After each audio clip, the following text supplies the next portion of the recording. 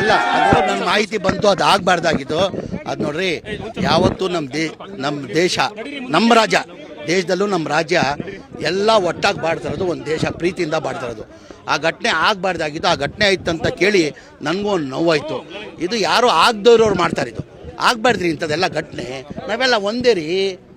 ನಾವು ಯಾರೂ ಹುಟ್ಟುವಾಗ ಕೇಳುಟ್ಟಲ್ಲ, ಅಮ್ಮ ತಾಯಿ ನಾನು ಮುಸಲ್ಮಾನ್ ಆಗಿಬಿಡ್ಬೇಕು, ನಾನು ಹಿಂದೂ ಆಗಿಬಿಡ್ಬೇಕಂತ. ಆ ಧರ್ಮದಲ್ಲಿ ಹುಟ್ಟಿದ್ದೀವಿ, ಯಾರೂ ಕೇಳುಟ್ಟಲ್ಲ. ನಾನು ಹಿಂದೂ ಹುಟ್ಟಬೇಕು, ಮುಸಲ್ಮಾನ್. ಆಮೇಲೆ ರಾಜಕಾರಣಿಗಳು ಒಂದು ಕಿವಿ ಮಾತು ಹೇಳ್ತೀನಿ ನಾನು ನಿಮ್ಮ ಮಾಧ್ಯಮ ಮುಖಾಂತರ. ಯಾರನ್ನ ರಾಜಕೀಯಕ್ಕೆ ಬಂದಾದಮೇಲೆ ದಯಮಾಡಿ ಜಾತಿ ಮಾಡೋಕ್ಕೆ ಹೋಗಬೇಡಿ. ಏನಕ್ಕಂದರೆ ಲಕ್ಷಾಂತರ ಜನ ನಮ್ಮನ್ನ ಬಿಡ್ತಾರೆ.